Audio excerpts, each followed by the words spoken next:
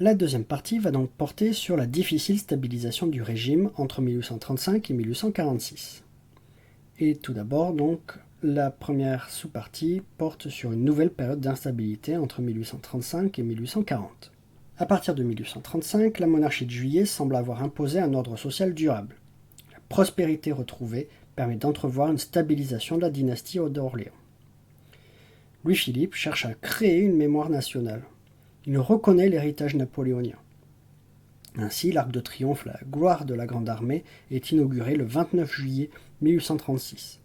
Le transfert des cendres de Napoléon Ier aux Invalides donne lieu à une cérémonie grandiose le 15 décembre 1840.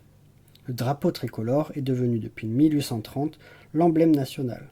Le Panthéon est redevenu un temple aux hommes illustres qui reste vide faute de s'accorder sur les personnages à y faire entrer.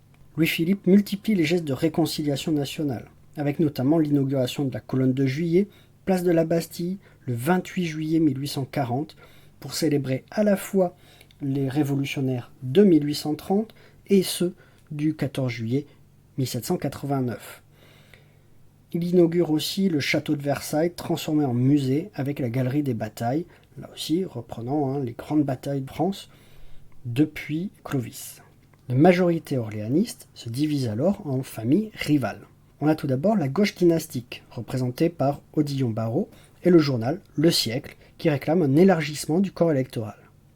Le centre-gauche, incarné par Adolphe Thiers, et le journal Le Constitutionnel, qui veut limiter le rôle du roi. Le roi règne, mais ne gouverne pas, selon la formule de Thiers. Le centre-droit ou tiers-parti, fluctuant au gré des circonstances, et les orléanistes conservateurs, comme Guizot et Molé, soutenus par le Journal des débats, veulent préserver le caractère censitaire du régime et les prérogatives du roi. De février à septembre 1836, Adolphe Thiers parvient à constituer un gouvernement parlementaire qui met le roi à l'écart. Thiers est habile, intelligent et d'une ambition démesurée. Thiers tente de s'aventurer sur le terrain de la politique étrangère en voulant s'engager dans la guerre civile espagnole. C'est sur ce terrain que Louis-Philippe le met en porte-à-faux en refusant d'engager des troupes. Thiers doit démissionner en août 1836.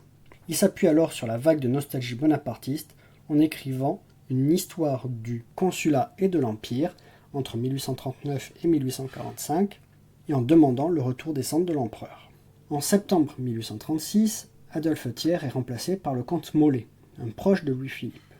Une coalition des extrêmes, menée par Thiers et Odillon Barrot, allie la gauche dynastique et les conservateurs et dénonce le pouvoir personnel du roi. Le roi dissout alors la Chambre en 1839 et c'est un échec pour lui. Dans ce contexte éclatent de nombreuses insurrections. Les 12 et 13 mai 1839, la Société des Saisons d'Auguste Blanqui et Armand Barbès se révolte, mais la répression est rapide et sévère. Une manifestation des étudiants parisiens obtient la grâce de Barbès, qui a été condamné à mort. En mars 1840, Louis-Philippe est face à une crise ministérielle qui s'éternise et se résigne à nommer à nouveau Thiers. Ce dernier prend les grandes décisions sans le roi.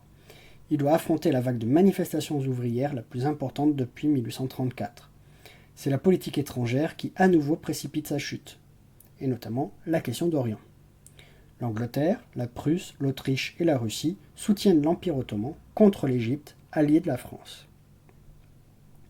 Thiers propose d'envoyer des troupes et le roi feint de le soutenir, puis se rétracte, ce qui entraîne la démission de Thiers. Et donc, maintenant, la deuxième sous-partie sur la France de Guizot, entre 1840 et 1846. À partir de 1840, Louis-Philippe choisit Guizot, un premier ministre d'envergure qui partage ses analyses. Il y a donc une forme de diarchie de l'exécutif. Même si la charte rénovée ne crée pas un régime parlementaire, Louis-Philippe ne va pas à l'encontre de la Chambre.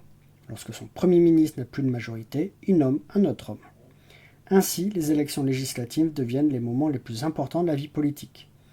Guizot parvient à se maintenir 8 ans au pouvoir parce qu'il manipule les élections de 1842 et 1846, et surtout parce qu'il a le soutien du roi. À partir de 1840, la stabilité s'installe avec l'arrivée de Guizot et la monarchie devient quasiment parlementaire.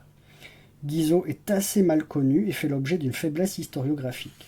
C'est un conservateur, dans le sens d'un régime solide, qui peut donc œuvrer pour le progrès et l'amélioration de la société. Pour lui, la généralisation de l'instruction doit permettre de former des citoyens éclairés.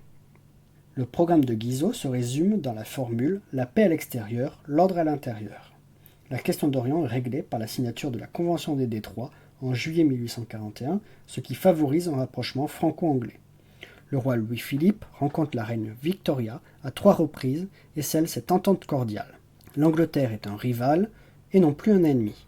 Il termine la colonisation de l'Algérie qui avait été commencée par Charles X. La réforme électorale suscite des débats car malgré la répression, les idées républicaines progressent. Face à l'enlisement du débat et aux demandes d'élargissement du corps électoral aux capacités, Guizot dissout la Chambre en février 1842 et obtient une majorité, 266, contre les radicaux et la gauche dynastique, 168, mais ouvre la voie à d'autres formes de contestation. Le 13 juillet 1842, le fils du roi meurt accidentellement sur la route de Neuilly. Or c'est un homme d'ouverture, écouté par son père. La question de la succession se pose, et c'est le duc de Nemours, le fils cadet du roi, qui est choisi pour être régent en attendant la majorité du petit-fils. De fait, le roi est de plus en plus autoritaire. La loi de 1842 sur les chemins de fer marque une étape dans le développement économique. 9 lignes sont programmées, dont 7 partent de Paris. L'État prend à sa charge la construction des infrastructures et les compagnies privées, celle de l'exploitation. Ces réussites sont dénigrées à cause de l'impression d'immobilisme. La France s'ennuie, s'écrie Lamartine. Et se pose notamment la question scolaire. Le roi n'arrive pas à choisir entre monopole d'État et liberté de l'enseignement. C'est notamment le débat entre le Parti des catholiques de Montalembert et les défenseurs de la laïcité comme Victor Cousin, Edgar Quinet ou Jules Michelet. Mais avec l'arrivée de Guizot au ministère de l'Instruction publique entre 1832 et 1837, l'État prend la direction de l'enseignement primaire et admet le principe de liberté de l'enseignement. La loi Guizot de 1833 oblige chaque commune à entretenir une école élémentaire et à rétribuer l'instituteur.